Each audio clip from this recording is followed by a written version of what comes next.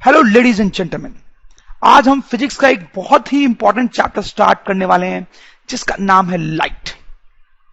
और इंपॉर्टेंट ही नहीं बल्कि ये बहुत ही इंटरेस्टिंग चैप्टर भी होने वाला है। लाइट क्या होती है ये तो हम सब जानते हैं, हमारे आसपास हर जगह लाइट होती है। जैसे सन से लाइट मिलती है, हमें बल्ब से लाइट मिलती है, स्टार से लाइट मिलती है, इन सारी चीजों से और भी बहुत सारी चीजें हैं जिनसे हमें लाइट मिलती है। ओके बच्चों, देखो ये एक रूम है बहुत अच्छा सा, आप देख सकते हो, और यहां पे टोपी ओपी पहन के आप स्टाइल में खड़े हो। तो आप जब यहां पे खड़े हो तो आपको रूम की सारी चीजें दिखाई देंगी। आप ये टेबल देख सकते हो, ये सोफा देख सकते हो, ये टेबल देख सकते हो, ये बल्ब देख सकते हो, ये पेंटिंग देख सकते हो, सारी चीजें देख सकते हो।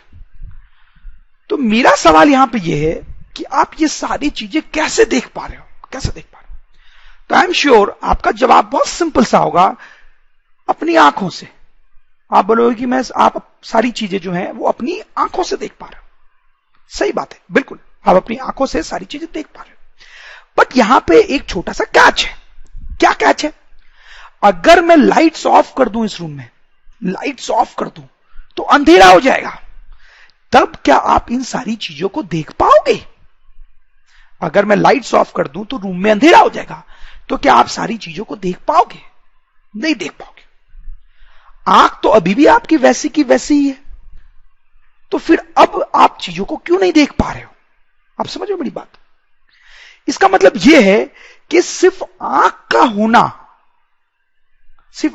का होना सफिशिएंट नहीं है चीजों को देखने के लिए। हम ऐसा बोल सकते हैं कि light should be there for things to be visible. मतलब लाइट का होना जरूरी है, तभी हमें आसपास की चीजें दिखाई देती हैं। समझ रहे हो आप ये बात? लाइट का होना बहुत जरूरी है। अब हम थोड़े टेक्निकल डिटेल में जाएंगे। आप देखो, इस बल्ब की बात करते हैं, ठीक है? तो हम थोड़ा डिटेल में जाएंगे कि ये बल्ब हमें कैसे दिखाई देता है। देखो, ये जो बल्ब है ये ग्लो कर रहा है। ये ग्लो कर रहा है तो क्या होगा कि इससे लाइट निकलेगी। ठीक है, हमने लोअर क्लासेस में पढ़ा है कि इससे लाइट निकलेगी इस तरीके से। ठीक है, से लाइट निकलेगी हर डायरेक्शन में इस बल्ब से। अब इससे जो लाइट रेज निकल रही हैं, उनमें से कुछ लाइट रेज हमारी आंखों तक भी पहुंचेंगी इस तरीके से। ठीक, तो जब इस बल्ब से लाइट रे हमारी आंखों तक पहुंचती है तब हमें यह बल्ब दिखाई देता है। Very simple. इस बल्ब से लाइट रेज निकलती है, इससे निकलने वाली लाइट रे जब हमारे आंख में जाती है तो हमें यह बल्ब दिखाई देता है।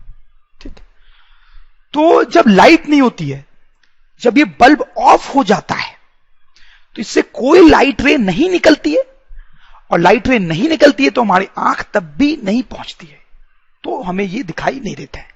तो आप समझ में आ गई होगी आपको बात कि इस बल्ब को देखने के लिए लाइट का होना भी जरूरी है, लाइट का होना जरूरी भी है, और आंखों का होना भी जरूरी है।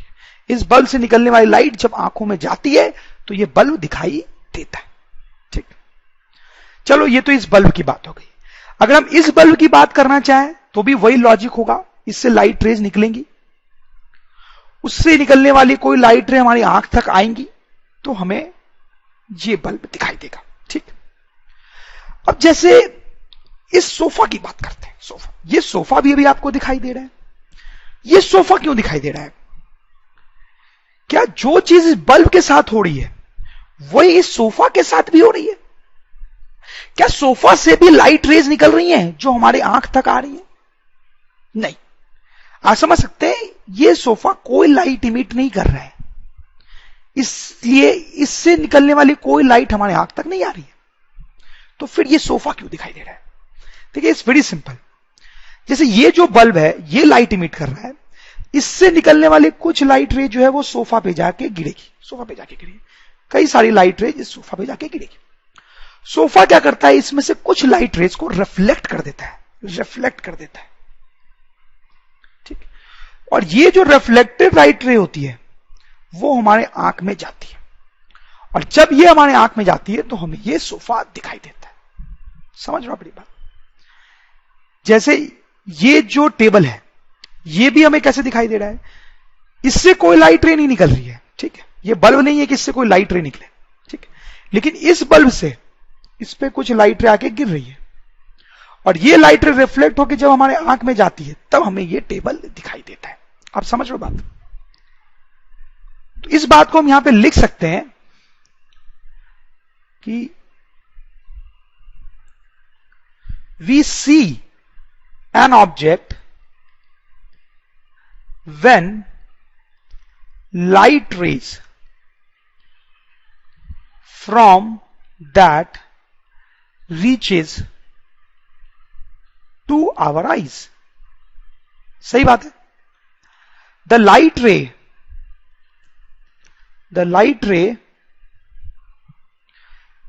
ray may be either objects self light or reflected light। तो जो बात मैंने आपको बताई है वो यहां पे लिखी हुई है। अब यहां पे ये जो बल्ब है जो अपनी लाइट निकालता है उसको हम बोलते हैं ल्यूमिनस ऑब्जेक्ट। ल्यूमिनस ऑब्जेक्ट जो अपनी लाइट खुद निकालता है। और ये जो सोफा है जो अपनी लाइट नहीं निकालता है बट दूसरे की लाइट रिफ्लेक्ट करता है, उसको हम बोलते हैं non luminous object. Non luminous object. तो इन दोनों ऑब्जेक्ट्स की हम डिफिनीशन भी लिख सकते हैं कि luminous objects are objects which emit light of their own। ठीक है, जो अपनी लाइट इमिट करते हैं। इसका एग्जाम्पल हो सकते हैं बल्ब, ट्यूबलाइट या सन। सन जो होता है वो भी लाइट इमिट करता है, पता ही आपको। और नॉन ल्यूमिनस ऑब्जेक्ट की डिफिनेशन लिख सकते हैं, non luminous objects are objects which reflect light from other sources। सही बात है। They do not emit light of their own। ठीक है। और इसके एग्जाम्पल्स क्या होंगे? जैसे ये सोफा हो गया, ये टेबल हो गया, ठीक है, ये पेंटिंग हो गई, ये सारी चीजें नॉन ल्यूमिनस सोर्स के एग्जाम्पल है। ल्यूमिनस और नॉन ल्यूमिनस ऑब्जेक्ट का जो बेस्ट एग्जाम्पल होता है वो मैं आपको यहां पे देता हूं। ये जो सन होता है हमारा वो actually luminous source of light होता है, जैसा मैंने आपको थोड़ी देर पहले भी बताया, ठीक है। और ये जो मून होता है हमारा जिसको हम रात में देखते हैं, चंदा मामा, वो non luminous source of light होता है। नॉन ल्यूमिनस कैसे आप देख सकते हो? सूरज जो है वो अपनी लाइट इमिट करता है, इसमें तो कोई डाउट है ही नहीं। सूरज अपनी लाइट इमिट करता है, वो लाइट हम तक अर्थ पे पहुंचती है, ठीक है, तो हम सूरज को देख पाते हैं, ठीक है। तो सूरज अपनी लाइट इमिट कर रहा है, इसलिए वो कैसा सोर्स हो गया? ल्यूमिनस सोर्स ऑफ लाइट, ठीक है। अब मून जो होता है उसकी अपनी लाइट नहीं होती है, उसके पास अपनी कोई लाइट नहीं होती है। सन की लाइट मून पे आती है, वैसे ही जैसे अर्थ पे आ रही थी, तो सन की लाइट मून पे आती है। मून क्या करता है? उसमें से कुछ लाइट को रिफ्लेक्ट कर देता है और अर्थ की तरफ भेज देता है, ठीक। तो रात को यही लाइट हमें दिखाई देती है, ठीक। तो मून से जब अर्थ तक लाइट आती है तो हम मून को रात को देख पाते हैं। लेकिन मून से जो लाइट आ रही है वो उसकी खुद की लाइट नहीं है, वो रिफ्लेक्टेड लाइट है, रिफ्लेक्टेड लाइट है, ठीक। इसलिए जो मून है वो कैसा सोर्स हो गया? Non luminous source of light. Light के बारे में और बहुत सारी चीजें हमने लोअर क्लासेस में पढ़ी हैं, थोड़ा सा उसको रिकॉल कर सकते हैं। पहला पॉइंट ये कि light is a form of energy. Light is a form of energy. कोई खास बात नहीं है, सिंपल सी बात है। जैसे आपने पढ़ाई होगा लोअर क्लासेस में कि एनर्जी बहुत तरीके की होती है, जैसे साउंड एनर्जी, केमिकल एनर्जी, ठीक है, विंड एनर्जी, तो बहुत तरह की एनर्जी होती है। वैसे भी लाइट एक तरीके की एनर्जी है। दूसरा आपने डेफिनेटली ऐसा पढ़ा होगा कि light travels in straight line, light travels in straight line. Light जो होती है वो सीधी ट्रैवल करती है, स्ट्रेट लाइन में ट्रैवल करती है, ऐसे घूमते घूमते ट्रैवल नहीं करती है, ठीक है। तीसरा, light can form shadows, light can form shadows. Shadows आपको पता ही क्या होता है, लाइट शैडोज बना सकती हैं। जैसे कि इस इमेज में आप देख सकते हैं कि इस आदमी की शैडो बन रही है यहां पे, ठीक है।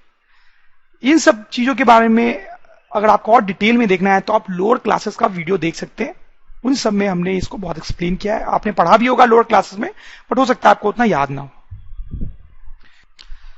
रिफ्लेक्शन ऑफ लाइट, तो हम देखेंगे लाइट कैसे रिफ्लेक्ट होती है। वो समझाने के लिए आपको मैं एक एनिमेशन आपको दिखाना चाहता हूं। आप देखिए यहां पे एक वॉल है और एक छोटी सी बॉल है जो आके इस वॉल से टकराएगी, तो क्या होगा, लेट्स हैव अ लुक। देखिए यहां बॉल टकराती है और फिर बाउंस हो जाती है। फिर से एक बार देखें, बॉल टकराती है और बाउंस हो जाती है। तो जिस तरह से ये बॉल आके टकरा के बाउंस होती है, वैसा ही कुछ लाइट रे के साथ भी होता है। सपोज करो आप कोई लाइट रे यहां से आती है, लाइट रे आ कैसे रही होगी, यहां पे कोई बल्ब होगा या सन होगा, कुछ होगा, इस मान लो ऐसे कोई बल्ब है, ठीक है, उससे कोई लाइट रे आती है, ये लाइट रे आके दीवार से टकराती है। तो जिस तरह से वो बॉल बाउंस हुई थी ना, उसी तरीके से ये लाइट रे भी बाउंस होती है। इसी प्रोसेस को हम बोलते हैं रिफ्लेक्शन ऑफ लाइट, इसी प्रोसेस को बोलते हैं रिफ्लेक्शन ऑफ लाइट। अब देखिए यहां पे थोड़ा हम और डिटेल में जाएं। क्या होता है कि इस बल्ब से एक लाइट रे तो आ नहीं रही होगी, बहुत सारी लाइट रेज आ रही होंगी जो इस दीवार को हिट कर रही होंगी। इस तरीके से बहुत सारी लाइट रेज आ रही होंगी। मैंने 3 लाइट रेज बनाई है, ठीक है। तो क्या होता है, जब बहुत सारी लाइट रेज इस दीवार को टकराती हैं, तो कुछ लाइट रे जो है वो तो टकरा के ऐसे बाउंस हो जाती है, जैसे मैंने आपको बताया, लेकिन कुछ लाइट रे बाउंस नहीं होती है, दीवार उनको एब्जॉर्ब कर लेता है, एब्जॉर्ब, ठीक है। तो जैसे ऊपर वाली लाइट रे को सपोज को दीवार ने एब्जॉर्ब कर लिया, और नीचे वाली जो दोनों लाइट रेस थी उसको दीवार ने क्या कर दिया, रिफ्लेक्ट, ठीक।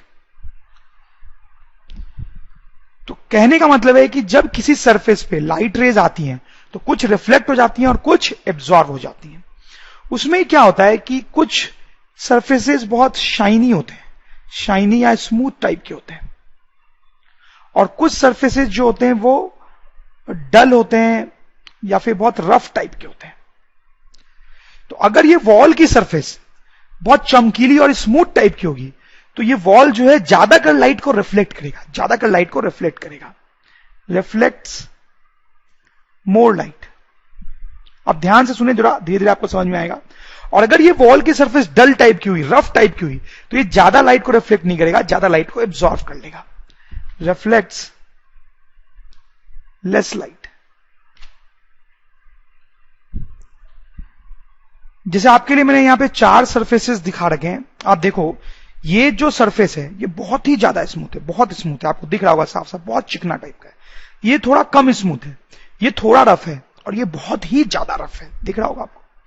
तो इसमें क्या होगा कि जब इस सरफेस पे कोई लाइट रे आएगी और हिट करेगी, इस पे अगर बहुत सारी लाइट रे आके हिट करती है तो इससे ज्यादा कर लाइट रेस क्या हो जाएंगी, रिफ्लेक्ट हो जाएंगे, रिफ्लेक्ट, ठीक है, क्योंकि ये बहुत ज्यादा स्मूथ है, इससे ज्यादा कर लाइट रिफ्लेक्ट हो जाएगी।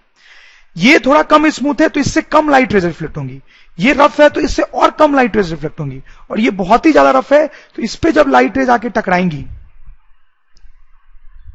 इस पे अगर लाइट रेज आके टकराएंगी तो बहुत ही कम लाइट रेज रिफ्लेक्ट होंगी। यही मैं आपको बताना चाह रहा हूं। जैसे इस सरफेस को देखो, ये सिल्वर मेटल है, एक्चुअली सिल्वर का एक पॉलिश सरफेस हो सकता है ये, या फिर अल्युमिनियम मेटल का पॉलिश सरफेस हो सकता है, आपने देखा होगा। ये बहुत शाइनी टाइप का होता है। इसकी ऐसी प्रॉपर्टी होती है कि इस पे ज्यादातर जो लाइट आती है वो रिफ्लेक्ट हो जाती है, इसलिए पॉलिश्ड सिल्वर या अल्युमिनियम जो होता है वो बहुत अच्छा रिफ्लेक्टर होता है, very good reflector, very good reflector of light. अब देखो जैसे घरों में ये मिरर होता है जिसमें हम रोज सुबह सुबह अपनी शक्ल देखते हैं, इसको प्लेन मिरर बोलते हैं, आपको पता ही होगा इतना तो। प्लेन मिरर, ये जो प्लेन मिरर होता है ये बहुत अच्छा रिफ्लेक्टर होता है, it's a very good reflector of light, very good reflector of light. इस पे जितनी भी लाइट आके गिरती हैं वो ज्यादातर जो लाइट रेज होती है वो रिफ्लेक्ट हो जाती है। तो इस प्लेन मिरर को बनाते कैसे वो थोड़ा मैं आपको बताना चाहता हूं। उसके लिए क्या करते हैं, हम एक ग्लास की प्लेट लेते हैं, एक पतली सी ग्लास की प्लेट बोल लेते हैं जिसको हम बोलते हैं ग्लास स्लैब, ग्लास स्लैब, ठीक है। उसके ऊपर ये जो अल्युमिनियम या सिल्वर है उसकी एक पतली सी कोटिंग करते हैं, ठीक है। और फिर उस कोटिंग के ऊपर एक लाल पेंट लगा देते हैं, तो वो हमारा मिरर बन जाता है। जैसे आपने मिरर पीछे से कभी देखा हो तो आपने देखा होगा पीछे से लाल कलर का दिखता है वो। तो बेसिकली क्या होता है, जैसे मैंने आपको बताया कि ग्लास का एक स्लैब होता है, उसके पीछे ये हम सिल्वर या अल्युमिनियम की कोटिंग कर देते हैं और उसके ऊपर रेड रंग का पेंट लगा देते हैं। रेड रंग के पेंट लगाने का मकसद ये होता है कि ये जो सिल्वर की कोटिंग है इसके ऊपर वो खराब ना हो, उसको प्रोटेक्ट करने के लिए। तो ये जो प्लेन मिरर होता है उसके बारे में अब हम चैप्टर में डिटेल में पढ़ने वाले हैं। तो प्लेन मिरर दिखता कैसा है, कैसे बनाते हैं, वो तो मैंने आपको बता ही दिया है। बट आगे जब हम इस चैप्टर में बढ़ेंगे तो प्लेन मिरर को हम एक पर्टिकुलर डायग्राम से रिप्रेजेंट करेंगे। वो डायग्राम कुछ इस तरीके का होता है, आप देख लें।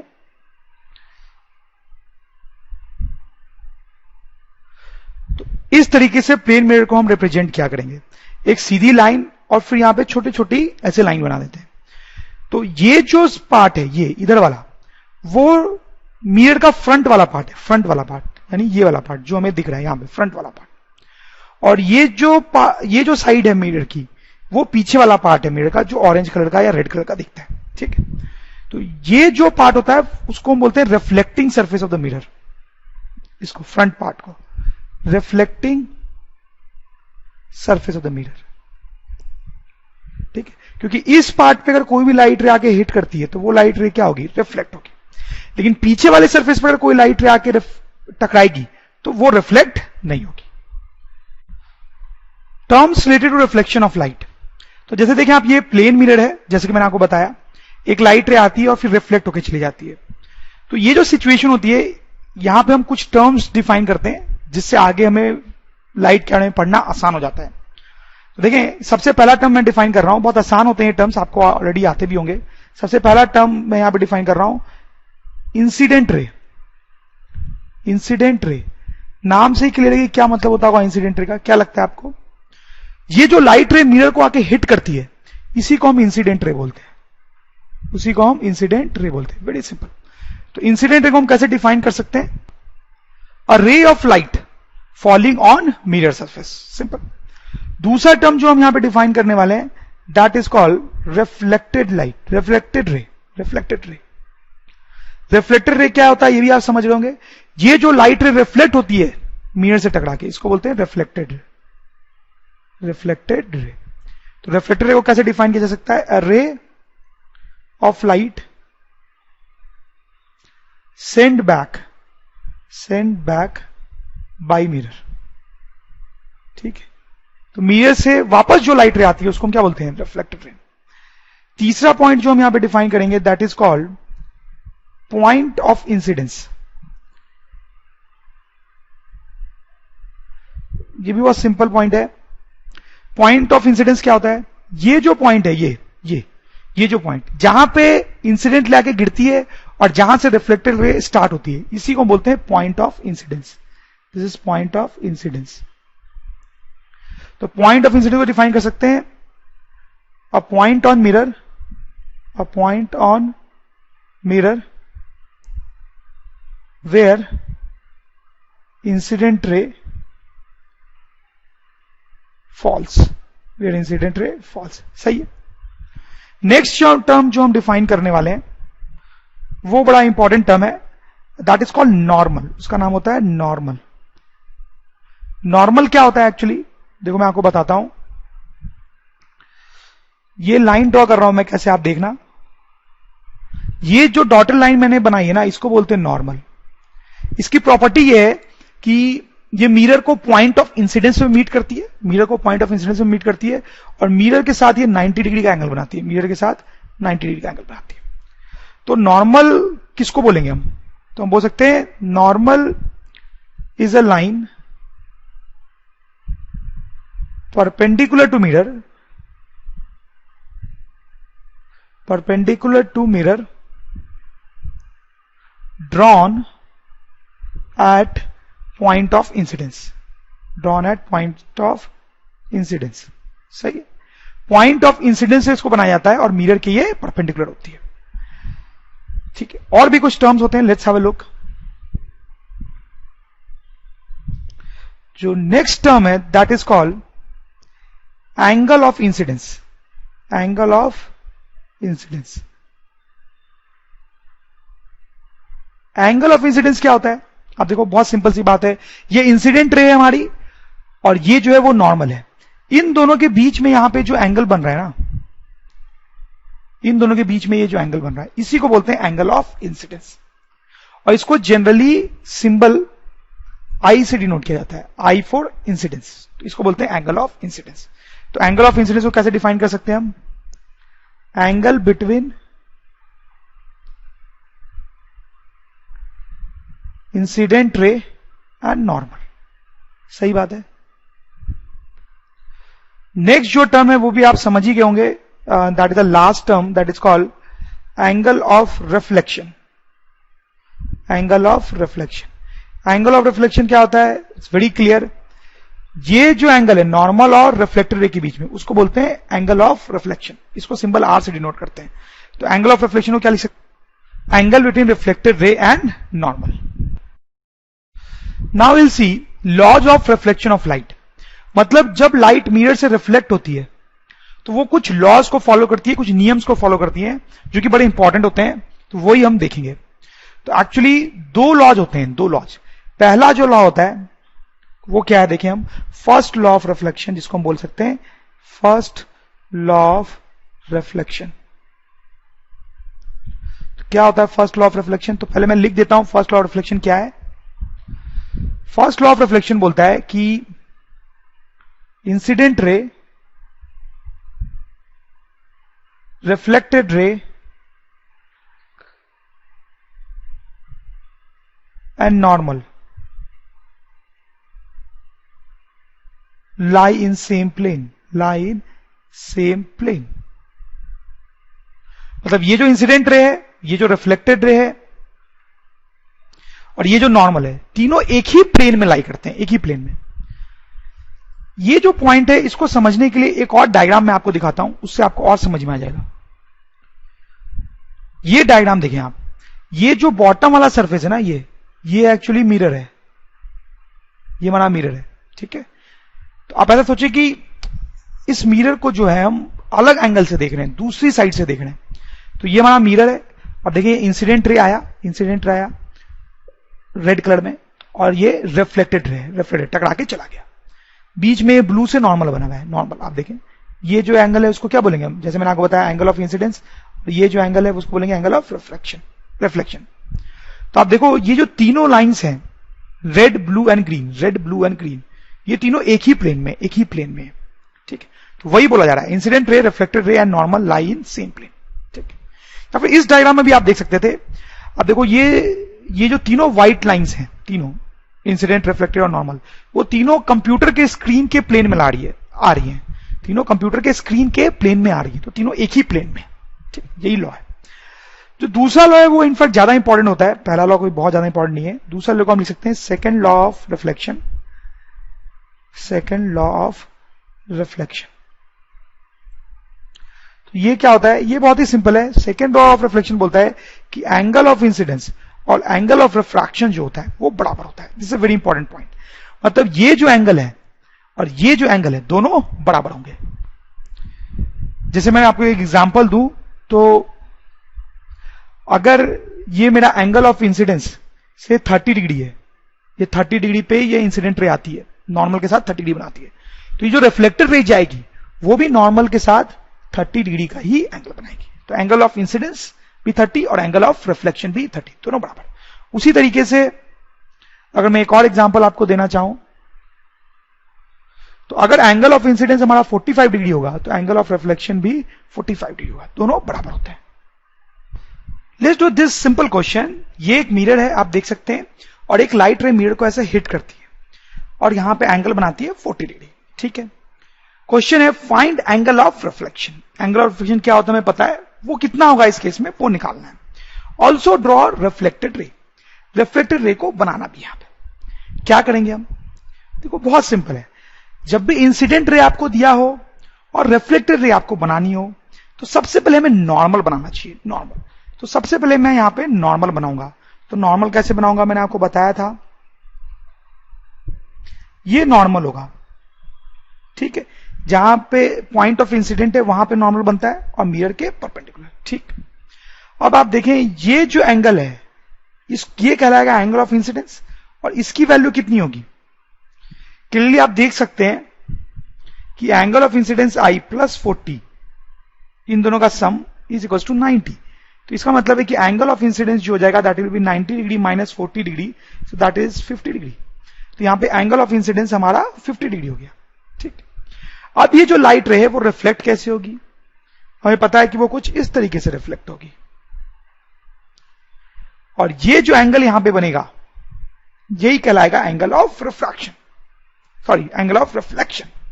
और ये एंगल ऑफ रिफ्लेक्शन कितना होगा, तो हमें पता है by first law of reflection या फिर by second law of reflection, जो हमने सेकेंड लॉ पढ़ा है, उससे हमें पता है कि एंगल ऑफ रिफ्लेक्शन जो होता है वो एंगल ऑफ इंसिडेंस के बराबर होता है। इसका मतलब कि एंगल ऑफ रिफ्लेक्शन जो होगा वो 50 डिग्री होगा। सही है, वेरी सिंपल। तो ये हमारा सॉल्यूशन हो गया। एक और क्वेश्चन करते हैं। अगर लाइट रे ऐसे आती है तो रिफ्लेक्ट होकर कैसे जाती है हमें पता है, बट थोड़ी सी इंटरेस्टिंग सी सिचुएशन देखते हैं। सपोज करो लाइट रे जो ऐसे आती है इस तरीके से, ठीक है, ये हमारी इंसिडेंट रे जो कि एक्चुअली मिरर के परपेंडिकुलर है, तो ये मिरर से टकराएगी और फिर रिफ्लेक्ट होगी। तो कैसे रिफ्लेक्ट होगी ये यही बताना है। तो क्वेश्चन है what happens if a light ray is incident on plane mirror perpendicularly. ये लाइट रे परपेंडिकुलर डायरेक्शन पे मिरर को हिट कर रही है, तो इसका क्या होगा, ये कैसे रिफ्लेक्ट होगी, कैसे सोचेंगे। देखो जैसा मैंने आपको बताया सबसे पहले हमें नॉर्मल बनाना चाहिए। तो नॉर्मल कैसे बनाते हैं, ये हमारा पॉइंट ऑफ इंसिडेंस है, ठीक है। तो यहां पे हम एक परपेंडिकुलर ड्रॉ करेंगे मिरर के, तो ये हमारा परपेंडिकुलर होगा, ठीक है, ये तो ये हमारा नॉर्मल होगा। समझ रहे हैं आप। तो इसमें ध्यान देने वाली बात यह है कि जो इंसिडेंट रे है वो नॉर्मल के लॉन्ग ही आया है, वो नॉर्मल के लॉन्ग ही आया है, ठीक है। तो यहां पे what do you think will be angle of incidence. Angle of incidence कितना बोलेंगे। एंगल ऑफ इंसिडेंस होता क्या है, इंसिडेंट रे और नॉर्मल के बीच का एंगल। तो यहां पे इन दोनों के बीच में कितना एंगल है, आपको क्या लगता है। ऑब्वियसली इन दोनों के बीच का एंगल 0 है, तो हम यहां पे बोलेंगे एंगल ऑफ इंसिडेंस इज 0, ठीक है। तो आपको क्या लगता है एंगल ऑफ रिफ्लेक्शन कितना होगा। तो क्योंकि एंगल ऑफ रिफ्लेक्शन जो होता है वो एंगल ऑफ इंसिडेंस के बराबर होता है, यानी कि एंगल ऑफ रिफ्लेक्शन जो होगा वो भी 0 होगा, ठीक है। तो यानी कि ये जो लाइट रे है वो ऐसे रिफ्लेक्ट होगी ताकि एंगल ऑफ रिफ्लेक्शन जो है वो 0 हो। इसका मतलब वो कैसे रिफ्लेक्ट होगी, इसका मतलब बहुत सिंपल है कि वो इसी पाथ के लॉन्ग वापस चली जाएगी। वो लाइट रे ऐसे आएगी नॉर्मल के लॉन्ग और फिर उसी पाथ पे वापस चली जाएगी। तो यही हमारा रिफ्लेक्टेड रे भी कहलाएगा, ठीक। तो आप देख सकते हो रिफ्लेक्टेड रे और नॉर्मल के बीच में एंगल कितना बन रहा है, 0। तो ये जो सिचुएशन होती है बड़ी इंटरेस्टिंग सिचुएशन होती है। अगर लाइट रे मिरर के परपेंडिकुलर आती है तो वो अपने ही पाथ पे वापस चली जाती है। इफ लाइट रे hits mirror perpendicular to surface, it is reflected back along the same path, along the same path। और इस केस में हम बोल सकते हैं कि एंगल ऑफ इंसिडेंस और एंगल ऑफ रिफ्लेक्शन जो है दोनों 0 के बराबर होते हैं। Regular and diffuse reflection. तो देखो क्या मतलब होता है इसका, बहुत ही सिंपल सी चीज है। जैसे आप सपोज करो यहां पे हमारे पास एक स्मूथ सरफेस है, कोई फ्लैट स्मूथ सरफेस है जैसे कि प्लेन मिरर, या कोई और भी स्मूथ सरफेस हो सकता है। और यहां पे जो हमारे पास सरफेस है ये बहुत ही रफ है, आप देख सकते हो बिल्कुल ही गड्ढे वड्ढे हैं उसमें, बहुत ही रफ टाइप का सरफेस। ओके, तो आप सोचो कि दोनों केस में पैरेलल लाइट रेज आ रही हैं और इस सरफेस पे टकरा रही है दोनों केस में। ठीक है, जैसा कि हमने पढ़ा लाइट रेज का रिफ्लेक्शन होगा। क्या लगता है आपको इन दोनों केसेस में जब रिफ्लेक्शन होगा तो उसमें क्या डिफरेंस होगा? देखो मैं आपको बताता हूं, इस केस में जो रिफ्लेक्शन होगा वो कुछ इस तरीके से होगा, ये रिफ्लेक्टेड लाइट होगी, और इस केस में रिफ्लेक्टेड रेज कुछ इस तरीके की होंगी। देखो ये जो है वो फ्लैट और स्मूथ सरफेस है, तो इसमें सारी लाइट रेज जो आएंगी वो एक सिस्टमैटिक वे में रिफ्लेक्ट होंगी। लाइट रेज आई थी तो पैरेलल थी, और जब रिफ्लेक्ट होंगी तो भी पैरेलल रहेंगी। लेकिन इस केस में जब लाइट रेज आई थी तो पैरेलल थी, लेकिन अब वो रिफ्लेक्ट होकर अलग अलग डायरेक्शन में चल जाएंगी, क्योंकि यहां पे ये जो सरफेस है वो कैसा है, रफ। तो ये जो रिफ्लेक्शन है यहां पे, that is called regular reflection. ये रेगुलर रिफ्लेक्शन है, रेगुलर आप नाम से ही समझ सकते हैं। और ये जो रिफ्लेक्शन है ये हमारा डिफ्यूज रिफ्लेक्शन है, this is diffuse reflection. Diffuse reflection को कई बार इरेगुलर रिफ्लेक्शन भी बोलते हैं, इरेगुलर रिफ्लेक्शन। कई बार इसको स्कैटरिंग भी बोलते हैं। स्कैटरिंग बोलने का क्या मतलब है? स्कैटरिंग का मतलब होता है छितरा जाना। तो यहां पे आप देख सकते हैं जो लाइट रेज आती है वो अलग अलग डायरेक्शन में स्कैटर हो गई है, ठीक, जबकि इस केस में ऐसा नहीं हुआ है। जैसे अगर मैं आपसे बोलूं कि ये सरफेस जो कि स्मूथ है और यहां पे ये सरफेस जो कि क्लियरली रफ है, तो इन दोनों में कैसा रिफ्लेक्शन होगा? तो क्लियरली आप समझ जाएंगे, क्या समझ जाएंगे कि इसमें रेगुलर रिफ्लेक्शन होगा, राइट, इसमें रेगुलर रिफ्लेक्शन होगा। और इसमें कैसा रिफ्लेक्शन होगा?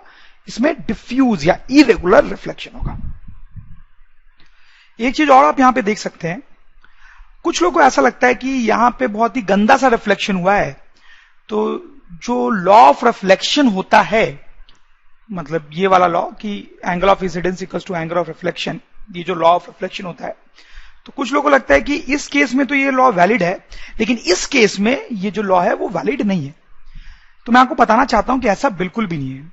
ये जो लॉ ऑफ रिफ्लेक्शन है वो हमेशा वैलिड होता है, and this is valid even in diffuse reflection. ये जो डिफ्यूज रिफ्लेक्शन हो रहा है इसमें भी एंगल ऑफ इंसिडेंस और एंगल ऑफ रिफ्लेक्शन सेम होता है, इसमें भी लॉ ऑफ रिफ्लेक्शन वैलिड होता है। देखें थोड़ा सा समझना इसको, हालांकि डिफिकल्ट हो सकता है। पहले इस केस पे आप ध्यान दें, इस पे आप देखें, ये जो रे आ रही है पहले वाली, उसके लिए ये सरफेस है, दूसरी वाली जो रे आ रही है उसके लिए भी वही सरफेस है, इंसिडेंट सरफेस। सब रे के लिए वही इंसिडेंट सरफेस है। तो पहले वाले के लिए अगर मैं नॉर्मल बनाऊंगा तो ये नॉर्मल बनेगा, दूसरे वाले के लिए नॉर्मल उसके पैरेलल इस तरह से बनेगा, तीसरे वाले के लिए नॉर्मल उससे पैरेलल कुछ इस तरीके से, ये चौथे वाले के लिए, पांचवे वाले के लिए। तो सबके लिए आप देख सकते हैं नॉर्मल कैसे बना है, ठीक है, सारे नॉर्मल्स एक दूसरे के पैरेलल होंगे। और क्योंकि ये सारे इंसिडेंट रेज भी पैरेलल हैं, तो सबका ये जो एंगल ऑफ इंसिडेंस होगा वो भी सेम होगा। आप समझ होंगे, सबके लिए सेम एंगल ऑफ इंसिडेंस है, सेम आई, ठीक है। तो सब के लिए सेम आई है, तो अब सब जब रिफ्लेक्ट होंगे तो आप क्लियरली समझ सकते हैं कि सबके लिए एंगल ऑफ रिफ्लेक्शन जो है वो भी सेम होगा, सेम एंगल ऑफ रिफ्लेक्शन। तो सब एक सिस्टमैटिक वे में रेगुलर फैशन में इस तरह से रिफ्लेक्ट होंगे, ठीक है। इस केस में लेकिन आप देखें, थोड़ा ध्यान दें, ये जो पहली रे है उसके लिए अगर हम नॉर्मल बनाएंगे तो ये होगा, ठीक है, ये एंगल ऑफ इंसिडेंस हुआ और ये एंगल ऑफ रिफ्लेक्शन होगा और ये रिफ्लेक्ट हो गई, ठीक है। जैसे ये लास्ट वाला रे देखिए, अब यहां पे जो नॉर्मल होगा, इसका जो नॉर्मल होगा वो इसके पैरेलल नहीं होगा, इस यहां पे नॉर्मल कुछ इस तरीके से होगा, थोड़ा टेढ़ा हो जाएगा क्योंकि सरफेस भी थोड़ा टेढ़ा है। तो ये एंगल ऑफ इंसिडेंस होगा, ये एंगल ऑफ रिफ्लेक्शन होगा। तो यहां पे आई अलग हो गया, आई अलग हो गया, ये आई अलग है और ये आई अलग है, ठीक है। तो आर भी अलग हो जाएगा और वो इस डायरेक्शन में चला गया। जैसे ये वाला आप रे देखें, इसके पहले वाला, इसमें तो ऐसा लग रहा है कि मैं सरफेस में नॉर्मल बनाऊं तो वो इंसिडेंट रे के लॉन्ग ही आ जाएगा, इंसिडेंट रे के लॉन्ग ही हो जाएगा। तो यहां पे तो एंगल ऑफ इंसिडेंस जो है वो जीरो हो गया, एंगल ऑफ इंसिडेंस जीरो हो गया, तो जो लाइट रे है वो तो बाउंस कर जाएगी इसी बात पे, तो इस तरह से लाइट चलेगी। तो आप देख सकते हैं इस केस में हर जगह पे जो एंगल ऑफ इंसिडेंस है वो अलग अलग है, डिफरेंट एंगल ऑफ इंसिडेंस, तो जो रेज है वो अलग अलग तरीके से रिफ्लेक्ट हो रही है। शायद आपको क्लियर हुआ हो। ये थोड़ा सा डिफिकल्ट है, आपको एक दो बार और देखना चाहिए इसको अच्छे से समझने के लिए, but the good thing is कि ज्यादा इंपॉर्टेंट पॉइंट नहीं है। फिजिक्स में जनरली ऐसा ही होता है कि जो चीजें थोड़ी कॉम्प्लिकेटेड से होती हैं वो उतनी इंपॉर्टेंट नहीं होती है, एंड बिलीव में ऐसा होता ही है। यहां पे भी ये पॉइंट उतना इंपॉर्टेंट नहीं है। तो यहां पे देखें आप, एक खूबसूरत सी लेडी प्लेन मिरर में अपना इमेज देख रही है। ये काम हम लोग रोज ही करते हैं, लड़कियां थोड़ा ज्यादा करती हैं, बट एनीवेज, तो अब हम यही देखना चाहते हैं कि जब हम मिरर के सामने खड़े होते हैं तो हमें अपनी और आसपास की बाकी चीजों की इमेज क्यों दिखाई देती है या कैसे दिखाई देती है, वही हम यहां पे देखना चाहते हैं। ठीक है, इसलिए हमने हेडिंग डाली है formation of image by a plane mirror. Okay, ठीक है, पर उसको देखने से पहले हम कुछ पुरानी बात याद करेंगे। चैप्टर के शुरू में मैंने आपको बताया था कि हम किसी ऑब्जेक्ट को कैसे देखते हैं, थोड़ा सा रिकॉल करते हैं। ठीक है, सपोज करो यहां पे कोई ऑब्जेक्ट है, ठीक, कोई ऑब्जेक्ट, तो इस ऑब्जेक्ट से लाइट रेज निकल रही होंगी हर डायरेक्शन में, कुछ इस तरीके से लाइट रेज निकल रही होंगी हर डायरेक्शन। और मैं आपको याद दिला दूं कि ये जो ऑब्जेक्ट है वो भी दो तरीके का हो सकता है। ल्यूमिनस, अगर ये ल्यूमिनस होगा जैसे बल्ब, तो इसकी अपनी लाइट निकल रही होगी हर डायरेक्शन में। ठीक है, और अगर ये नॉन ल्यूमिनस होगा तो ये इसकी अपनी लाइट नहीं होगी, तो फिर ये कैसी लाइट होगी? किसी दूसरे बल्ब या सन या किसी भी सोर्स ऑफ लाइट से इस पे लाइट गिर रही होगी और फिर ये ऑब्जेक्ट उस लाइट को डिफरेंट डिफरेंट डायरेक्शन में रिफ्लेक्ट कर रहा होगा। बट इन एनी केस अगर ये ऑब्जेक्ट है, ल्यूमिनस है हो या नॉन ल्यूमिनस हो, इससे डिफरेंट डिफरेंट डायरेक्शन में लाइट रे निकल रही होगी। फिर हमें ये दिखाई कैसे देता है? Very simple. मान लो यहां पे हम खड़े हैं और हमारी आई यहां पे लोकेटेड है, तो इससे निकलने वाली जब कोई लाइट रे स्ट्रेट ट्रेवल करते हुए हमारे आंख में जाती है, तब हमें ये ऑब्जेक्ट दिखाई देता है। सही है। अगर हम यहां नहीं खड़े होते, बल्कि सपोज करो अपन यहां खड़े होते, यहां पे आई होती हमारी, तो कोई दूसरी लाइट रे हमारी आंख में आ रही होती है, जैसे कि शायद ये लाइट रे हमारे आंख में आ रही होती है स्ट्रेट ट्रेवल करते हुए। ठीक है, तो फिर से हमें ये ऑब्जेक्ट दिखाई देता है। तो हमें कोई ऑब्जेक्ट तब दिखाई देता है जब उससे निकलने वाली लाइट रे हमारे आंख में जाती है। ओके, अब हम प्लेन मिरर की तरफ बढ़ते हैं। तो ये हमारा प्लेन मिरर है, यहां पे एक ऑब्जेक्ट रखा हुआ है। ये जो ऑब्जेक्ट है ये कोई बॉल हो सकती है, कोई फूल हो सकता है, फ्लावर, कोई बल्ब हो सकता है, कुछ भी हो सकता है। यह हमारी आई है। हमें पता है कि जब हम मिरर में देखते हैं तो इस ऑब्जेक्ट की इमेज हमें पीछे दिखाई देती है। ठीक है, जनरली इस चैप्टर में, लाइट के चैप्टर में, ऑब्जेक्ट को ओ से डिनोट किया जाता है। तो देखें इस ऑब्जेक्ट की इमेज कैसे दिखाई देती है हमें। ये जो ऑब्जेक्ट है इससे बहुत सारी लाइट रेज निकलती हैं इस तरीके से, जैसे मैंने यहां पे आपको बताया, डिफरेंट डिफरेंट डायरेक्शंस में लाइट रेज निकलती है। ठीक है, लेकिन जो लाइट रेज इधर चली गई उनका इमेज बनाने में कोई रोल नहीं होता है, क्योंकि ये मिरर को हिट नहीं करने वाली। लेकिन जो लाइट रेज इधर आ रही है ये, वो मिरर को हिट करेंगी, उनके कारण हमें इमेज दिखाई देता है। Let's see how. ठीक, तो इस ऑब्जेक्ट से आने वाली कोई एक लाइट रे हम कंसीडर करते हैं। तो ये एक लाइट रे हमने कंसीडर की जो मिरर को आके हिट कर रही है। अब क्या होगा, ये जब मिरर को हिट करेगी तो फिर रिफ्लेक्ट होगी, तो ये रिफ्लेक्ट होके इधर आएगी। ये जो ऑरेंज मैंने बनाया है ये नॉर्मल है, और ऑब्वियस सी बात है कि रिफ्लेक्ट होने पे एंगल ऑफ इंसिडेंट और एंगल ऑफ रिफ्लेक्शन जो है वो बराबर होगा। ठीक, लेकिन इस ऑब्जेक्ट से क्या सिर्फ एक ही लाइट रे आके मिरर को हिट कर रही होगी? नहीं, ऐसा बिल्कुल नहीं है। बहुत सारी लाइट रेज आके मिरर को हिट कर रही होगी। एक और लाइट रे बनाते हैं अपन, तो एक और लाइट रे मैंने बनाई जो मिरर को हिट करती है। इसका क्या होगा, ये भी रिफ्लेक्ट होगी, तो ये भी रिफ्लेक्ट होगी। फिर से मैंने यहां पे नॉर्मल बनाया है, ये एंगल ऑफ इंसिडेंस और ये एंगल ऑफ रिफ्लेक्शन दोनों बराबर होंगे। ठीक, अब देखें ये जो दो लाइट रेज हैं वो हमारे आंख में जा रही है। ठीक बात है। इन दोनों लाइट रे को पीछे एक्सटेंड किया जाए तो क्या होगा? दोनों को पीछे एक्सटेंड किया जाए तो आप समझ सकते हैं वो एक पॉइंट है, मीट करेंगे। ठीक है, तो आप देखें हमारी आंख को क्या लगेगा। हमारी आंख को लगेगा कि ये दो लाइट रेज हमारे आंख में आई, और कहां से आई? दोनों इस पॉइंट से आई, इस पॉइंट से आई। ठीक है, तो हमारी आंख को इस ऑब्जेक्ट जैसी एक चीज यहां पे दिखाई देगी। जिसको हम बोलते हैं इमेज, इमेज, और जिसको हम जनरली सिंबल आई से डिनोट करेंगे। समझ रहे हो मेरी बात? ये जो ऑब्जेक्ट था, इससे लाइट रेज निकली, रिफ्लेक्ट होके मिरर से इधर की तरफ आई। जब इनको पीछे एक्सटेंड किया जाए तो ये यहां पे मिलती है, तो हमें यहां पे इमेज दिखाई देती है। आप समझ रहे हो मेरी बात? इसमें ये बात यार समझ सकते हो कि इस ऑब्जेक्ट से और भी बहुत सारी लाइट रेज आके मिरर को हिट कर रही हैं, और वो भी रिफ्लेक्ट होंगी इधर की तरफ, और उनको भी अगर हम पीछे एक्सटेंड करेंगे ना, तो वो सारी लाइट रेज यहीं मीट करेंगी। एक बार मैं फिर से रिपीट कर रहा हूं, हमने यहां पे सिर्फ 2 लाइट रेज बनाई है, लेकिन ऑब्जेक्ट से और भी लाइट रेज आके मिरर को हिट कर रही होंगी और वो रिफ्लेक्ट होंगी। जब उनको एक्सटेंड करेंगे तो वो भी इसी पॉइंट आई पे मीट करेंगी। ठीक है,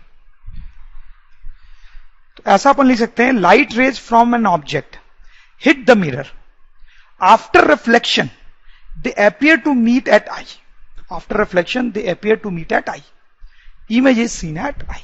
ठीक है, और जैसा कि मैंने आपको पहले ही बताया कि बहुत सारी लाइट रेज हिट करती है मिरर को, और वो सारी रिफ्लेक्ट होके आई पे ही मीट करती है। लेकिन इमेज कहां बनेगी वो पता करने के लिए सारी रेज को हम बनाएं ये जरूरी नहीं है, किसी 2 रे को भी हम बना ले तो इमेज कहां बनेगी ये हमें पता चल जाता है। एक और बात आप यहां पे देखें, ये जो ऑब्जेक्ट है और ये जो इमेज है, इन दोनों को अपन अगर एक स्ट्रेट लाइन से ज्वाइन कर दें कुछ इस तरीके से, तो ये जो लाइन आती है वो मिरर के परपेंडिकुलर आती है, ये लाइन मिरर के परपेंडिकुलर आती है। और ज्यादा इंपॉर्टेंट बात यह है कि अगर मैं इस पॉइंट को m बोल देता हूं, m, तो OM जो होता है वो IM के बराबर होता है, तो ये डिस्टेंस और ये डिस्टेंस बराबर होती है। ठीक है, इसको इस तरह से भी बोला जा सकता है कि ऑब्जेक्ट मिरर से जितनी दूरी पे होता है, ऑब्जेक्ट मिरर से जितनी दूरी पे होता है, इमेज भी मिरर से उतनी ही दूरी पे बनती है, उतनी दूरी पे बनती है। ठीक है, तो हम ऐसा बोल सकते हैं पहले तो कि image is formed behind the mirror. पहले तो आप देख सकते हैं कि इमेज जो है वो मिरर के पीछे बनी है, और दूसरा पॉइंट हम ये बोल सकते हैं, distance of object and image is same from mirror, is same from mirror. ये बात मैंने आपको पहले एक्सप्लेन करके बताई थी। कहने का मतलब है कि अगर ये जो दूरी है ये अगर 5 मीटर की है तो ये दूरी भी कितनी होगी, 5 मीटर की। ठीक है, ये दूरी अगर 15 मीटर की होती, 15, तो ये दूरी भी कितनी मीटर की होती, 15 मीटर। ठीक है, ये जो डिस्टेंस वाली मैंने आपको बात बताई उस पर थोड़ा सा और स्ट्रेस देंगे, कुछ और सिचुएशंस देखेंगे उस पर बेस्ड। जैसे आप देखो, इस प्लेन मिरर के पास 2 बॉल्स रखी हुई है, सबको जो ये रेड वाली जो बॉल है वो 2 मीटर की दूरी पे है मिरर से, और ये जो ब्लू वाली बॉल है वो आप सपोज कर लो कि 4 मीटर की दूरी पे। ठीक है, तो आप देखो इन दोनों बॉल्स की यहां जो इमेज बन रही है, पहले तो वो मिरर के पीछे बन रही है जैसे कि मैंने आपको बताया, और रेड वाली बॉल की इमेज जो है वो पास में है, उसकी जो मिरर से डिस्टेंस होगी वो 2 मीटर ही होगी। ठीक है, और ये जो ब्लू बॉल की इमेज है उसकी मिरर से जो डिस्टेंस होगी वो 4 मीटर ही होगी, क्योंकि ऑब्जेक्ट की डिस्टेंस भी 4 मीटर है। समझ रहे हो बात? जैसे एक और सिचुएशन भी आप देख सकते हो, ये हमारा प्लेन मिरर है। ठीक है, और यहां पे कुछ लेटर्स लिख रखे हमने, कुछ लेटर्स। तो आप देखो ये जो लेटर है ए, उसकी दूरी मिरर से कम है, तो उसकी जो इमेज है वो भी पास में बनी है। एम जो है उसकी दूरी बढ़ गई है मिरर से, तो उसकी इमेज की दूरी भी बढ़ गई है। तो जैसे जैसे हम इधर वाले लेटर्स देखेंगे उनकी जो दूरी है मिरर से बढ़ती जा रही है, आप देखो। तो वैसे उनकी जो इमेज है उनकी दूरी भी क्या हो रही है, मिरर से बढ़ती जा रही है। जो दूरी ऑब्जेक्ट की मिरर से होती है वही दूरी उसके इमेज की मिरर से होती है। ये दूरी और ये दूरी बराबर होती है। जैसे इस कॉन्सेप्ट बेस्ड एक न्यूमेरिकल देखते हैं अपन। ठीक है, तो न्यूमेरिकल लिखा हुआ है यहां पे, क्या है कि distance between object and image in a plane mirror is 10 metre. ठीक है, distance between object and image in a plane mirror is 10 metre. तो देखो क्या करना चाहिए आपको, फिजिक्स में हमेशा ही डायग्राम बनाना चाहिए क्वेश्चन को सॉल्व करने के लिए। तो हम डायग्राम बनाते हैं। तो ये हमारा प्लेन मिरर है और बोला जा रहा है कि कोई ऑब्जेक्ट है और उसकी इमेज यहां पे बन रही है, ठीक है। तो ऑब्वियस सी बात है कि ये जो दूरी है और ये जो दूरी है वो सेम होगी। तो क्वेश्चन में क्या बोला जा रहा है, देखें, distance between object and image, object और इमेज के बीच की ये जो दूरी है इज 10 मीटर, वो 10 मीटर है। ये जो दूरी है वो टोटल 10 मीटर है। इसका मतलब ये दूरी 5 मीटर है और ये दूरी भी 5 मीटर है, ठीक है। अब क्या बोला जा रहा है, तो if object moves further away by 1 metre, ध्यान दें आप, if object further moves away by 1 metre, मतलब ये जो ऑब्जेक्ट है ये मिरर से दूर चला जाता है, दूर चला जाता है, कितने से, 1 मीटर से, 1 मीटर से। तो ये 1 मीटर से दूर चला गया, मतलब यहां आ गया, ठीक है। ये 1 मीटर से दूर आया, तो अब ये जो दूरी है वो कितनी हो जाएगी, 6 मीटर ऑब्वियसली, ठीक है। तो अब इस ऑब्जेक्ट की इमेज किधर बनेगी, पीछे बनेगी, और ऑब्जेक्ट 6 मीटर इधर है, तो इमेज जो है वो 6 मीटर पीछे बनेगी, ठीक है। तो ये इमेज होगा, ठीक। What will be new distance between object and image, तो ऑब्जेक्ट और इमेज के बीच की नई दूरी बतानी है। क्वेश्चन तो सॉल्व हो चुका है ऑलरेडी। ऑब्जेक्ट और इमेज के बीच की जो नई दूरी है वो क्लियरली कितनी है, 12 मीटर। तो 12 मीटर इज आवर आंसर। एक और क्वेश्चन देखते हैं हम उसी कॉन्सेप्ट पे बेस्ड। तो अब ध्यान दें, फिजिक्स में क्वेश्चन करने का तरीका ये होता है कि आप जैसे जैसे क्वेश्चन को पढ़ते जाएं उसका डायग्राम बनाते जाएं, तो आप क्वेश्चन बहुत आसानी से सॉल्व कर पाएंगे। तो वही काम हम करेंगे। An object is 2 metre from a plane mirror, an object is 2 metre from a plane mirror, ठीक है। तो कोई ऑब्जेक्ट प्लेन मिरर से 2 मीटर की दूरी पे है, इस तरीके से मिरर ऑब्जेक्ट से 2 मीटर की दूरी, ठीक है। आगे देखते हैं, if the mirror moves away, if the mirror moves away from object by 3 metre, if the mirror moves away from object by 3 metre, इसका क्या मतलब है कि जो मिरर है ऑब्जेक्ट से दूर चला जाता है, कितना दूर चला जाता है, 3 मीटर से दूर चला जाता है। तो वही बना लेते हैं। तो मिरर दूर चला गया, ऑब्जेक्ट वहीं पे, ध्यान दें आप, इस केस में ऑब्जेक्ट मूव नहीं कर रहा है, लिखा हुआ है if the mirror moves away from object by 3 metre, mirror 3 metre से दूर चला गया है। 3 मीटर से दूर चला गया है, तो ये जो दूरी है अब वो कितनी हो गई, 5 हो गई होगी, ये दूरी अब 5 मीटर हो गई, ठीक है। क्वेश्चन क्या है, by how much does the image move from initial position, by how much does the image move from initial position. तो इमेज कितनी मूव हो रही है ये हमें पता करना है। तो पहले इमेज कहां बन रही है वो तो देखें। तो बहुत सिंपल है, इस केस में जो इमेज है वो यहां बनेगी, आप देख सकते हैं, ऑब्जेक्ट 2 मीटर आगे है तो इमेज 2 मीटर पीछे बनेगी, ठीक है। इस केस में इमेज कहां बनेगी, ऑब्जेक्ट 5 मीटर आगे है तो इमेज भी 5 मीटर पीछे होगा। तो this will be our image, ठीक है। तो हमारा इनिशियली ये इमेज था, यहां पे थी इमेज, और फाइनली इमेज यहां पे, ठीक। तो क्वेश्चन क्या था, by how much does the image move from initial position. तो इमेज कितना मूव कर रही है, तो इमेज कितना डिस्टेंस मूव कर चुकी है वो आप देख सकते हैं, वो है ये डिस्टेंस। थोड़ा सा मैथ्स लगाना है यहां पे, कोई फिजिक्स नहीं है, ये हमारा आंसर है एक्चुअली। इमेज पहले यहां पे थी, अब यहां आ गई है, ये हमारा आंसर है। अब ये होगा कितना, कैसे निकालेंगे,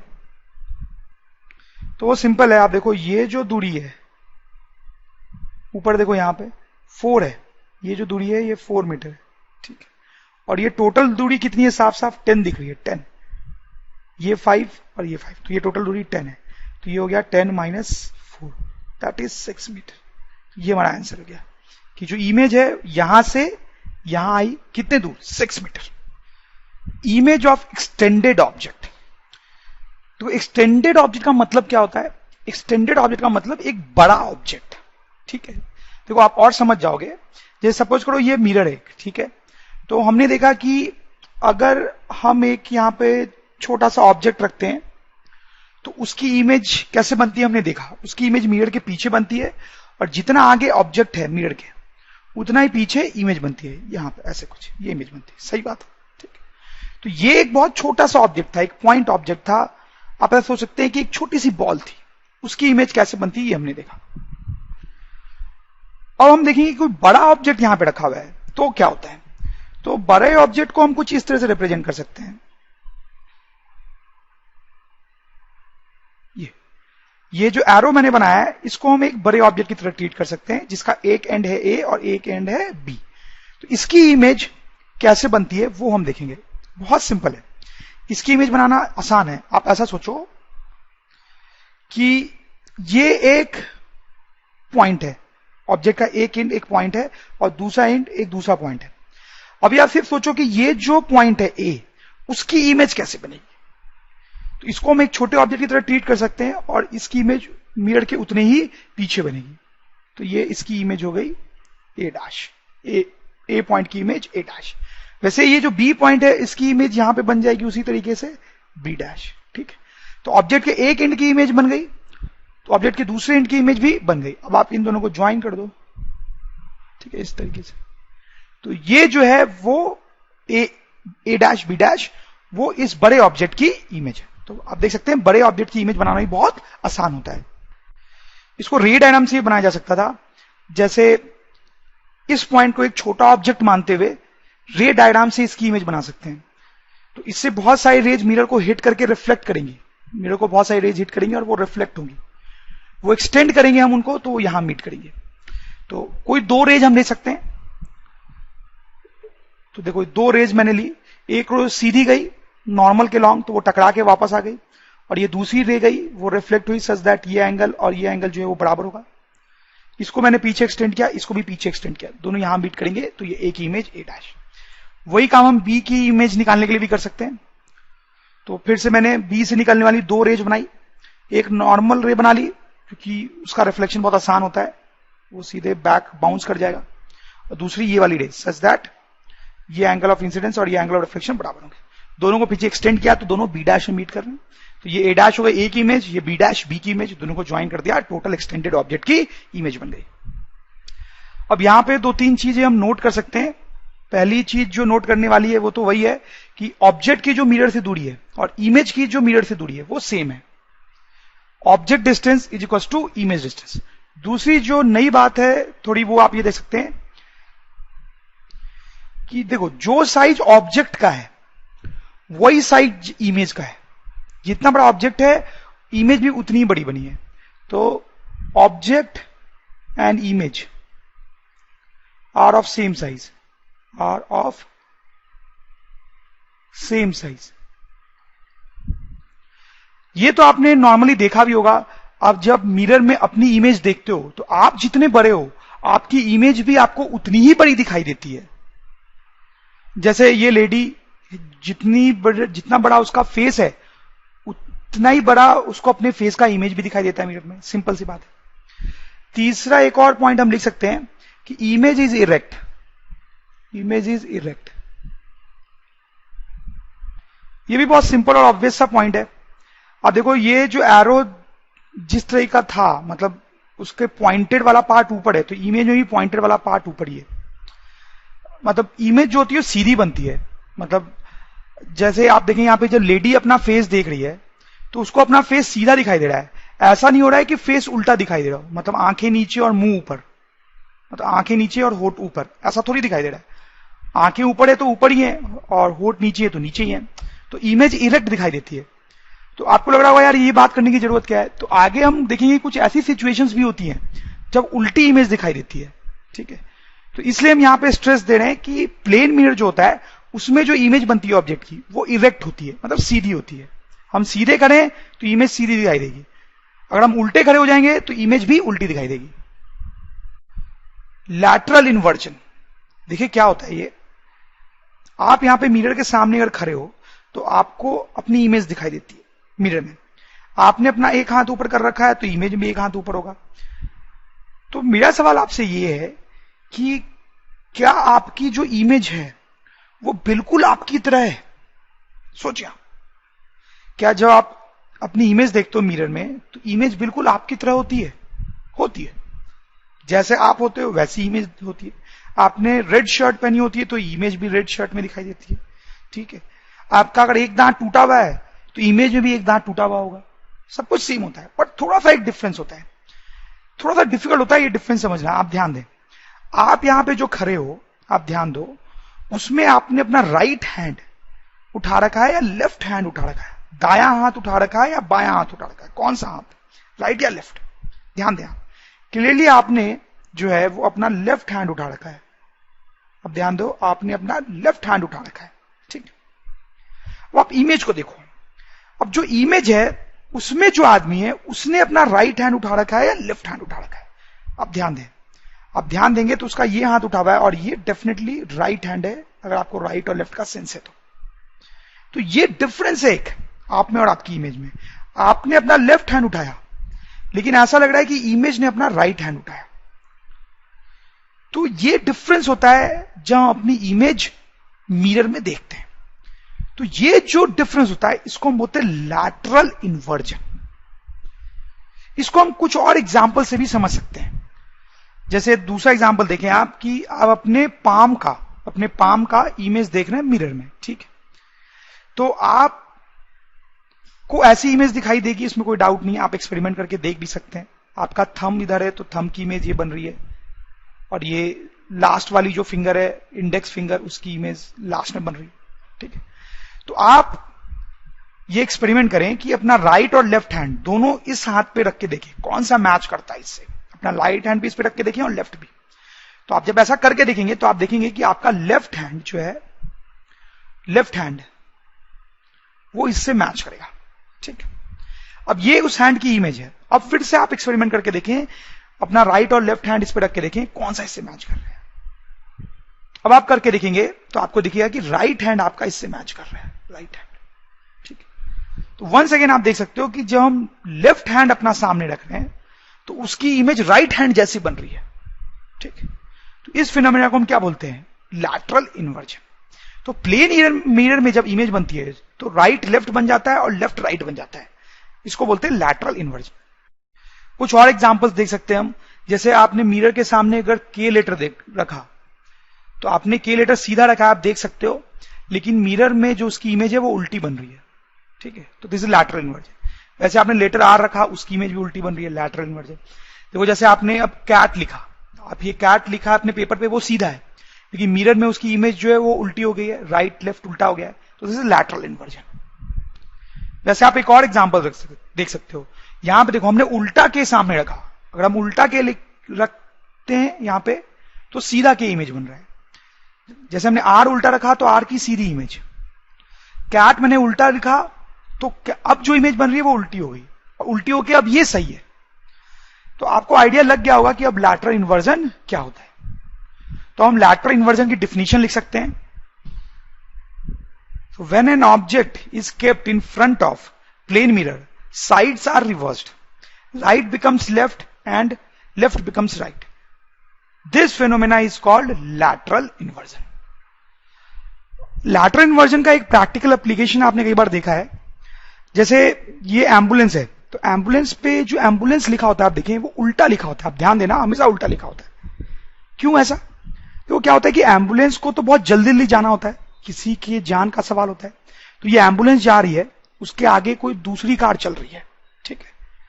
तो उस दूसरी कार को तो तुरंत साइड देना पड़ेगा इसको।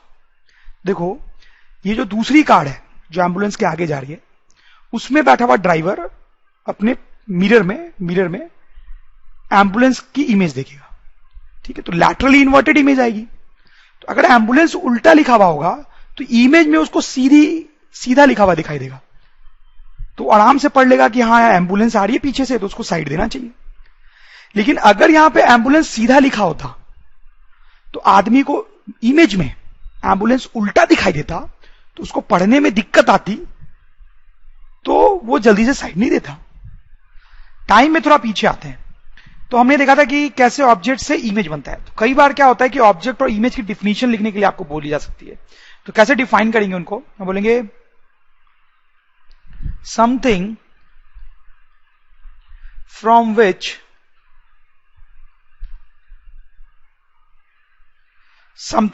which light rays start is called object। सही बात है, जिससे लाइट रेज स्टार्ट होती है उसको ऑब्जेक्ट बोलते हैं। द लाइट रेज में बी द सेल्फ और रिफ्लेक्टेड रेज ऑफ ऑब्जेक्ट। और ये जो लाइट रेज स्टार्ट हो रही है वो सेल्फ हो सकती है ऑब्जेक्ट की, या फिर वो रिफ्लेक्टेड हो सकती है। मतलब आप समझ रहे होंगे, मतलब ये ल्यूमिनस ऑब्जेक्ट हो सकता है या फिर नॉन ल्यूमिनस ऑब्जेक्ट हो सकता है, ठीक। उसी तरह से इमेज को कैसे डिफाइन करेंगे आप देखें। इमेज को हम ऐसे डिफाइन कर सकते हैं Image is the point where light rays meet or appear to meet. Image वो पॉइंट होता है जहां लाइट रेज मीट करती हैं या अपियर टू मीट करती है। जैसे यहां पे देखिए, ये लाइट रेज रिफ्लेक्ट हो रही है मिरर से, और उसके बाद हमें ऐसा लगेगा कि ये लाइट पीछे मीट कर रही है, ठीक है। एक्चुअली में ये लाइट रेज मीट नहीं कर रही है, बट हमें लगेगा कि ऐसे कि मीट कर रही है, ठीक है। तो इसको हम क्या बोल रहे हैं? इमेज। ऑब्जेक्ट और इमेज और अच्छे से आपको समझ में आएगा जब हम आगे मिरर और लेंस पढ़ेंगे। इमेज जो होती है वो दो तरीके की होती है, रियल और वर्चुअल। ऐसे तो जब हम आगे बढ़ेंगे इस चैप्टर में तो ये दोनों चीजें हमें और अच्छे से समझ में आएगी, बट फिर भी थोड़ा सा मैं आपको यहां पे बता देता हूं। जैसे आप ये सिचुएशन देखें, ये एक प्रोजेक्टर है, छोटा प्रोजेक्टर है। प्रोजेक्टर के बारे में आप जानते होंगे, आपने देखा भी होगा। उससे आप देखें लाइट रेज निकल रही हैं और इस स्क्रीन पे जा रही है, और इस स्क्रीन पे हमें कोई मूवी वगैरह दिखाई दे रही है। जैसे ये बच्चे हमें दिखाई दे रहे हैं कूदते हुए, जंप करते हुए, ठीक है। तो ये बच्चे सही में तो यहां खड़े हैं नहीं, ठीक है, वो तो उनकी इमेज दिखाई दे रही है हमें। तो ये भी इमेज है, दिस इज इमेज, ठीक। जैसे ऐसा और भी जगह पे आपने देखा है, जब आप हॉल में मूवी देखते हो तो भी कुछ ऐसी सिचुएशन होती है। हॉल में जब आप यहां पे मूवी देखते हैं तो हॉल के पीछे एक प्रोजेक्टर लगा होता है बड़ा सा, जिससे लाइट रेज निकल के आती है और इस स्क्रीन पे गिरती है, तो हमें स्क्रीन पे जो भी चीजें होती है वो दिखाई देती है, ठीक है। तो उसको भी हम बोलते हैं इमेज, इमेज।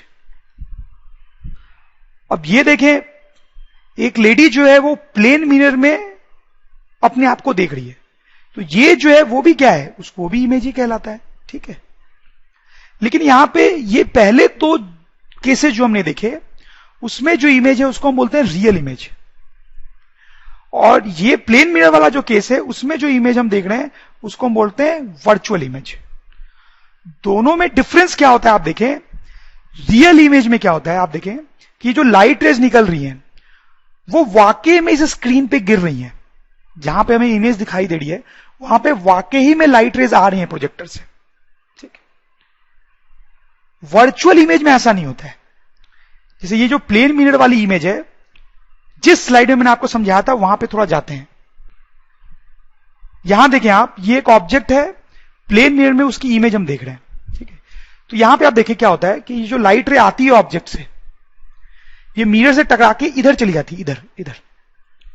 तो अगर देखा जाए तो वो यहां मीट नहीं कर रही है, मीट नहीं कर रही है। वो तो हमारी आंख यहां पे होती है तो हमें ऐसा लगता है कि वो यहां मीट कर रही है, या फिर हम ऐसा बोल सकते हैं कि लाइट रे को जब हम एक्सटेंड करते हैं तब यहां पे मीट करती है, ठीक है। तो ये ऐसी जो इमेज होती है इसको हम बोलते हैं वर्चुअल इमेज, वर्चुअल। तो वर्चुअल इमेज में जो लाइट रेज होती हैं वो एक्चुअली में इमेज पे मीट नहीं करती है, वो एक्सटेंड करने पे मीट करती है। और ये जो रियल इमेज में, उसमें एक्चुअली में लाइट रे जहां इमेज है वहां जा रही होती है, वहां पे एक्चुअली में लाइट रे जा रही होती है। तो हम ऐसा लिख सकते हैं रियल इमेज के लिए, light rays actually meet at image, जैसा मैंने आपको बताया। और वर्चुअल इमेज के लिए light rays appear to meet at image, तो एक्चुअली मीट नहीं करती है, अपीयर करती है मीट करते हुए। एक और इंपॉर्टेंट डिफरेंस होता है दोनों इमेज में। रियल इमेज जो होती है can be projected on screen, can be projected on screen, और वर्चुअल जो होती है can not be projected on screen. तो मतलब यह है कि जो रियल इमेज होती है उसको स्क्रीन पे प्रोजेक्ट किया जा सकता है। मतलब यहां पे एक स्क्रीन लगा हुआ है, उस पर वो इमेज दिखाई देगी हमें, ठीक है। यहां पे एक स्क्रीन लगा हुआ है, उस पर रियल इमेज दिखाई देगी। लेकिन ऐसा काम वर्चुअल इमेज के साथ नहीं कर सकते। जैसे देखिए आप, मैं वही पीछे वाली स्लाइड पे जाता हूं, तो ये जो है वर्चुअल इमेज है, ठीक है। यहां पे अगर आप एक स्क्रीन लगा भी दोगे ना तो कुछ नहीं होने वाला, यहां पे कुछ दिखाई नहीं देगा आपको। क्यों नहीं दिखाई देगा? क्योंकि यहां पे एक्चुअली में लाइट रे आके गिर नहीं रही है ना, यहां पे एक्चुअली में लाइट रे आके गिर नहीं रही है, इसलिए आपको स्क्रीन में कुछ नहीं दिखाई देगा। तो इस वर्चुअल इमेज को देखने के लिए आपको आंख से ही देखना पड़ेगा। बस यहां खड़े रहोगे तो आपको वो वर्चुअल इमेज दिखाई देगी, आपकी आंख को ऐसे लगेगी कि लाइट रे वहां मीट कर रही है, तो आपको वहां पे वर्चुअल इमेज दिखाई देगी। लेकिन आप एक्चुअली में स्क्रीन रख दोगे तो उस पर तो लाइट कोई गिर नहीं रही होगी यहां पे, तो इस पर कुछ दिखाई नहीं देगा। Property of image formed by plane mirror. तो अब मोर लेस हमने प्लेन मिरर के बारे में पढ़ लिया है, और प्लेन मिरर में कैसी इमेज बनती है ये भी हमने देख लिया है। तो उन पॉइंट्स को हम थोड़ा समराइज करेंगे तो पहला पॉइंट हम लिखेंगे कि image is virtual. Image virtual होती है, जैसे हमने अभी भी देखा। प्लेन मिरर जो इमेज बनाती है उसकी बात कर रहे हैं हम सिर्फ, वो वर्चुअल होती है and can not be projected on screen. सही बात है, उसको स्क्रीन पे प्रोजेक्ट नहीं कर सकते। ठीक है। सेकंड पॉइंट हम लिखेंगे कि जो इमेज होती है वो इरेक्ट होती है प्लेन मिरर की, वो भी हमने देखा है। थर्ड पॉइंट हम देखेंगे कि वो सेम साइज की होती है इमेज, तो ऑब्जेक्ट जितना बड़ा होता है इमेज भी उतनी बड़ी बनती है। फोर्थ पॉइंट हम लिख सकते हैं कि जो इमेज होती है वो लैटरली इन्वर्टेड होती है। ठीक है। और फिफ्थ पॉइंट हम लिख सकते हैं कि distance of image and object, distance of image and object from plane mirror is same. Distance of image and object from plane mirror is same, जो कि हम बहुत पहले ही देख चुके हैं।